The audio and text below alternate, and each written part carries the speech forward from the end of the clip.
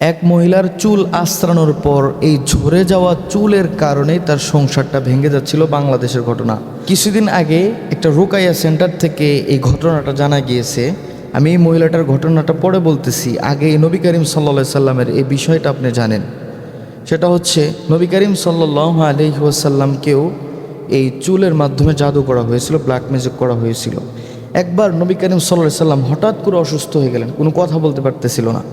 মানে কথা যেভাবে বলে ওইভাবে বলতে পারতেছিল না, কথা কেমন যেন আটকে যাইতেছিল।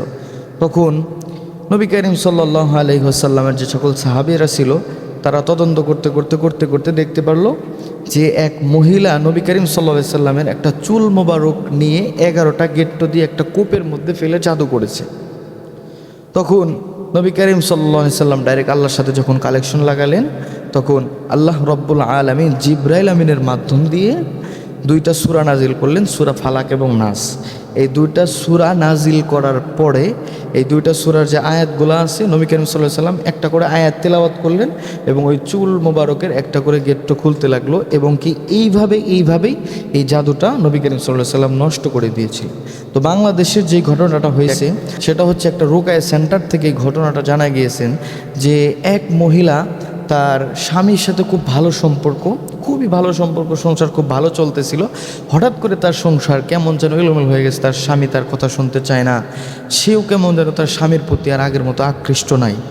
তো এই মহিলা যখন রুকায়া সেন্টারে আসছে, রুকায়া সেন্টারে আসার পরে বিষয়গুলো জানতে পারছে। সেটা হচ্ছে ওই মহিলা যখন চুল আশ্রাইতো, চুল আশ্রানোর পর জানালা দিয়ে চুলগুলো ফেলে দিত, জানালা দিয়ে যে কটা চুল হতো ফেলে দিত। তারই প্রতিবেশী, তার সাথে একটু সমস্যা ছিল, বাজা ছিল, সে শত্রুতামি করে এই তার চুল নিয়ে কবিরাজের মাধ্যমে ব্ল্যাক ম্যাজিক করছিল তার সংসারটা নষ্ট করার জন্য। এটা রুকায়া সেন্টারে আসার পরে এই বিষয়টা জানতে পেরেছে। এরকম অহরহ হচ্ছে যে শাশুড়ি তার ছেলের বউ চুল নিয়ে জাদু করতেছে, ছেলের বউ তার শাশুড়ির চুল নিয়ে জাদু করতেছে। এরকম অনেক ঘটনা আছে, কিন্তু আমরা জানি না, হয়তো বা আমাদের অজানা। আবার অনেক বিষয়গুলো উঠে আসে, আমরা জানতেও পারি। এই জন্য এই চুলটা অত্যন্ত গুরুত্বপূর্ণ একটা বিষয়। আপনারা অনেকেই এই বিষয়গুলোকে অবহেলা করেন, চুল আঁচড়ানোর পর চুল ফেলে দেন, চুল যা মন চায় তা করেন। এই চুলটা আপনারা কেউ কখনো বাহিরে ফেলবেন না। আপনি যখন চুল আঁচড়াবেন, চুল আঁচড়ানোর পর ওটা একদম গায়েব করে দিবেন, হয়তো বা মাটির মধ্যে পুঁতে দিবেন, না হয় এমন জায়গায় রাখবেন কেউ যেন ওই চুলটা না পায়। কেননা এই চুলের মাধ্যমে অনেক কিছু করা সম্ভব। এই বিষয়গুলা মা ও বোনেরা অবশ্যই খেয়াল করে চলার চেষ্টা